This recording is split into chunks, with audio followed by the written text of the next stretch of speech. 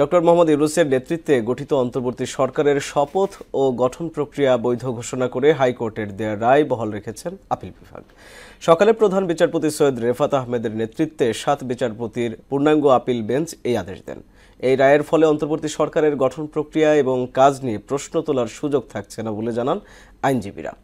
আর attorney general বলেন, এই সরকারের বৈধতার জন্য পরবর্তী সংসদের অনুমোদনের প্রয়োজন নেই। আরও জানাচ্ছেন মেজবা রহমান।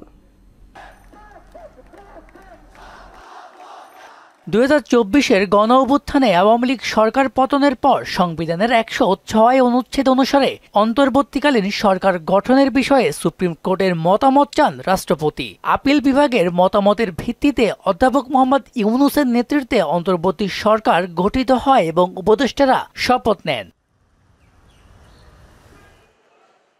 এই প্রক্রিয়া চ্যালেঞ্জ করে গত বছরের ডিসেম্বরে সিনিয়র আইনজীবী মহসিন রশিদ হাইকোর্টে রিট দায়ের করেন। শুনানি শেষে রিটটি খারিজ করে দেন হাইকোর্ট। ওই আদেশের বিরুদ্ধে ফের তিনি লিভ টু আপিল করেন। তার দাবি, অন্তর্বর্তী সরকারের শপথ ও গঠনে আইনগত ত্রুটি রয়েছে।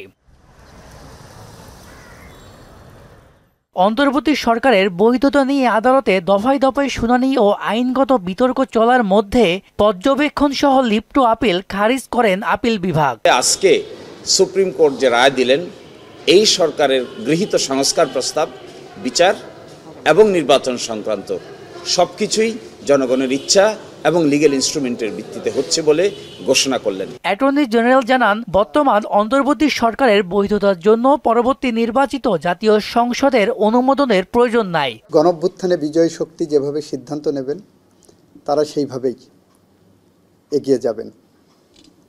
106-এর এই প্রশ্নটা সবাই মিলে অ্যাডাপ্ট করেছি। 106 থাকা না থাকার উপরে, রাষ্ট্রপতির ওপিনিয়ন নেওয়া না নেওয়ার উপর একটি রেভলিউশনারি গভর্নমেন্টের বৈধতা অবৈধতা নির্ভর করে না। দেশের জনগণ বৈধতা দেয়ায় অন্তর্বর্তী সরকার নিয়ে কেউ প্রশ্ন তুলতে পারবে না বলেও মন্তব্য করেন রাষ্ট্রের সর্বোচ্চ আইন কর্মকর্তা। আমি কাকে শুনবো, আমার শোনার প্রয়োজন আছে কিনা, এটা আমার ব্যাপার। মেজবা রহমান, অহনা সংবাদ, ঢাকা।